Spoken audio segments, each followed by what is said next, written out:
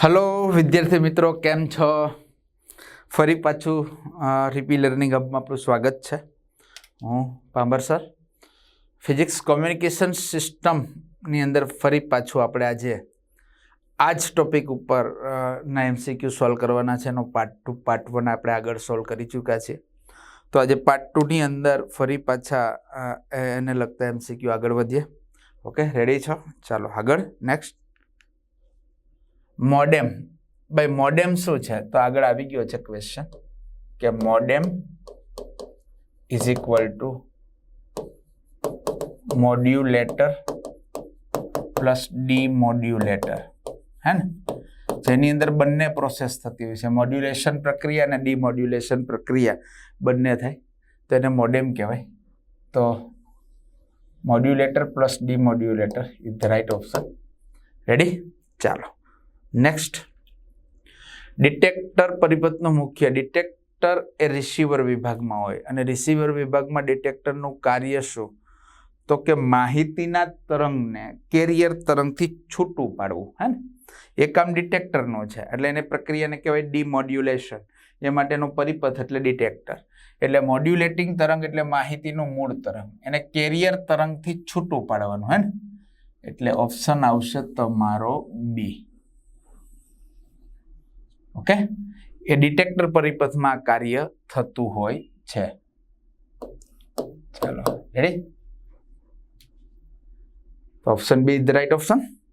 Next આગળ વધીએ.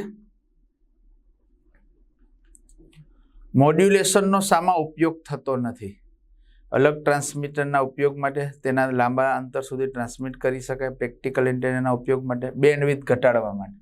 કારણ કે મોડ્યુલેશનનો ઉપયોગ બેન્ડવિડ્થ વધારવા માટે હોય છે, નહીં કે ઘટાડવા માટે. તો option B is the right option, હે ને? ચાલો નેક્સ્ટ, જ્ઞાન આધારિત જ છે એમસીક્યુ.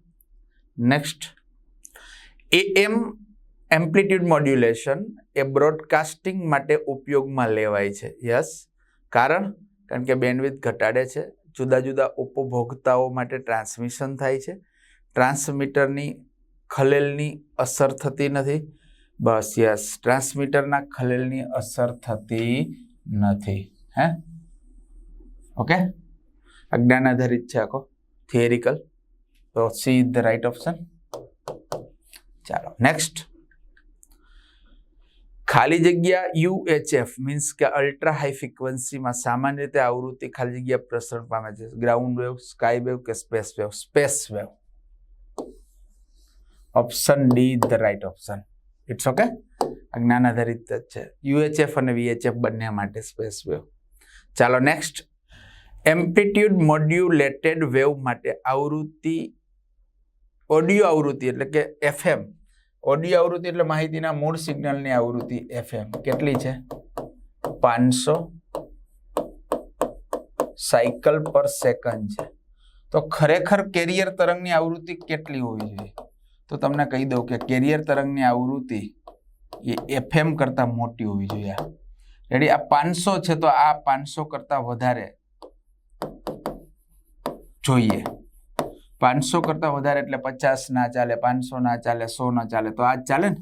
સિમ્પલ વાત છે. તો આન્સર શું આવશે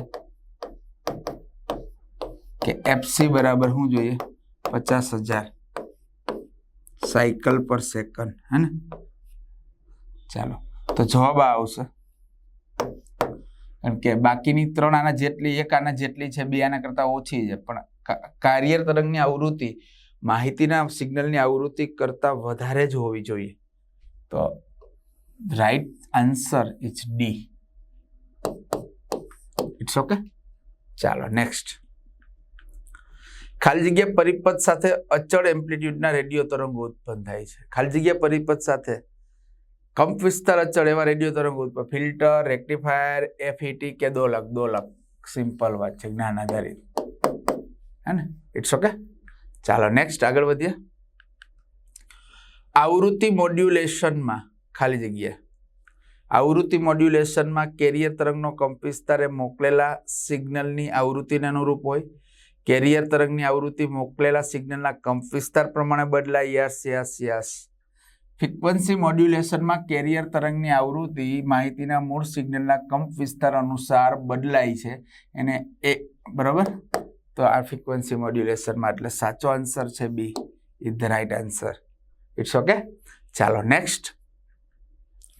એક અર્ધવાહકમાં એક ફોટો ડિટેક્ટર બનાવવામાં આવ્યું છે.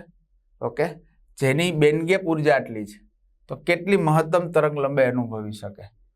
ઇઝી 0.73 ઇલેક્ટ્રોન વોલ્ટ મીન્સ કે 0.73 1.6 10⁻⁹ જૂલ. આ જૂલમાં ફેરવી નાખી ઇલેક્ટ્રોન વોલ્ટ ને, કારણ કે તમે બધા જાણો જ છો કે 1 electron volt is equal to 1.6 × 10⁻⁹ joule.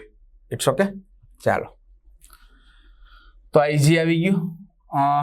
તરંગ લંબાઈ મેળવવાનું કીધું છે. બેન્ડ ગેપ ઉર્જા ઇઝી બરાબર HF મીન્સ કે HC અપોન લેમ્બડા. લેમ્બડાને અહીંયા લઈ લો તો HC અપોન EG હે ને, એટલે 6.62 H પ્લાન્ક અચળાંકનું મૂલ્ય 3 × 10⁸ છેદમાં 0.73 1.6. રેડી? આનું તમે કેલ્ક્યુલેશન કરો, તમે ટ્રાય કરજો. આપણે એટલો સમય નથી બગાડતા, પણ આનું કેલ્ક્યુલેશન કરશો એટલે આવશે 1703 10⁻⁹ મીટર. માટે લેમ્બડા બરાબર 1703 નેનોમીટર. હે ને? કેલ્ક્યુલેશન મારા કર્યા પ્રમાણે આટલું જ આવે છે. ટ્રાય તમે કરજો, આપણે ટાઈમ નથી અહીંયા વેસ્ટ કરતા. 1703 કારણ કે આગળ આપણે એવી કેલ્ક્યુલેશન પોઈન્ટ દૂર કરીને ઘણી બધી કરી છે. તો 1703 nanometre is the right option. ચાલો રેડી? નેક્સ્ટ આગળ વધીએ. એક રેડિયો તરંગોનો વેગ અવકાશમાં આટલો છે. વેગ અવકાશમાં છે એટલે c 3 × 10⁸ મીટર પ્રતિ સેકન્ડ. જો રેડિયો તરંગની તરંગ લંબાઈ લેમ્બડા 150 મીટર હોય તો એની આવૃત્તિ કેટલી હોય? તો c બરાબર f લેમ્બડા. તો f બરાબર c બાય લેમ્બડા હે ને. 3 × 10⁸ 15 × 10⁻1 કરવાનો. 5 3 3 ઉડી જાય, 5 તેરી 15. 1/5 એટલે 0.2 10⁻1 ઉપર એટલે -1 એટલે 7 આવી જાય. રેડી? એટલે 2 × 10⁻2 કરો, આ બાજુ ખસેડીએ આપણે, અહીં 10⁶ થઈ જશે. 10⁶ હર્ટ્ઝ હે ને, એટલે 2 મેગાહર્ટ્ઝ. તો f ઇઝ ઇક્વલ ટુ આવે 2 megahertz. Option C is the right option. It's okay. Ready? ચાલો આગળ વધીએ. નેક્સ્ટ. કેરિયર તરંગની આવૃત્તિ મીન્સ કે fc 1 મેગાહર્ટ્ઝ અને તેનું 10 કિલોહર્ટ્ઝ આવૃત્તિ ધરાવતા તરંગ દ્વારા મોડ્યુલેશન એટલે માહિતીના મૂળ સિગ્નલની આવૃત્તિ 10 કિલોહર્ટ્ઝ એટલે 0.010 મેગાહર્ટ્ઝ. બે હરખા એકમમાં આવવા જોઈએ ને. મોડ્યુલેશન થાય છે જો તેમના એમ્પ્લિટ્યુડ અનુક્રમે કેરિયર તરંગનો એમ્પ્લિટ્યુડ 10 હે ને, એટલે EC 10 વોલ્ટ હોય. કેરિયર તરંગની આવૃત્તિ 10 કિલોહર્ટ્ઝ મોડ્યુલેશન થાય છે, જેમના એમ્પ્લિટ્યુડ 10 વોલ્ટ અને 0.5 વોલ્ટ હોય. તો મોડ્યુલેશન અંક 10 અને 0.5 એટલે EM 0.5 એટલે 1/2. રેડી? તો M એ USB અને LSB ની આવૃત્તિ, AFC -FM અને FC +FM. ચાલો મેળવવાનું. પેલું MA EM/EC. EM કેટલું છે? 1/2. ચાલો EC કેટલું છે? 10. એટલે 1/20 હે ને, એટલે MA આવશે 1/2 એટલે 0.5, 10⁻1 એટલે 0.05. ચાલો આવી ગયું MA હે ને. હવે USB અને USB ની આવૃત્તિ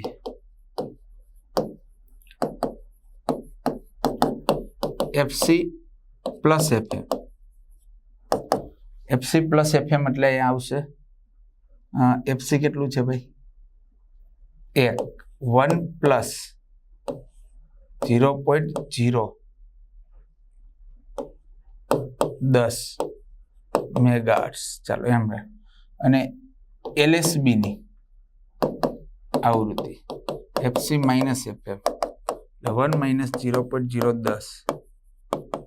જો આને કમ્બાઈન લખવું હોય તો FC plus or minus FM 1 plus 0.010 plus or minus megahertz. આ બે ભેગું લખી દીધું હે ને. આ જવાબ અને આ જવાબ છે, જોઈ લો.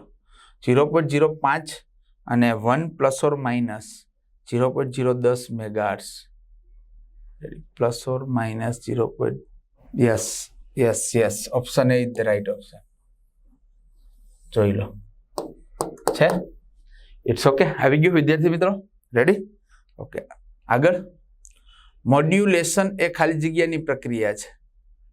અચળ ફ્રીક્વન્સી રેડિયો તરંગો ઉત્પન્ન કરે. ટ્રાન્સમિશન છેડે ઓડિયો રેડિયો ફ્રીક્વન્સી તરંગોનું સંયોજન. યસ સંયોજન કરવા માટે જ મોડ્યુલેશન જરૂરી છે હે ને. ચાલો તો option B is the right option. Okay. Next આગળ વધીએ. ટીવી બ્રોડકાસ્ટમાં વિડિયો ટ્રાન્સમિશન કેના દ્વારા થાય? AM જ્ઞાન આધારિત. ઓકે, AM દ્વારા જ થાય. ચાલો આ સાથે આ સેશનને આપણે પૂરો કરીએ છીએ વિદ્યાર્થી મિત્રો. ફરી પાછા નવા સેશન સાથે, નવા આ ટોપિક સાથે, નવા MCQ સાથે મળીશું. ત્યાં સુધીનું આપણી વચ્ચેથી વિદાય લઉં છું. જય હિન્દ, જય ભારત. Thank you.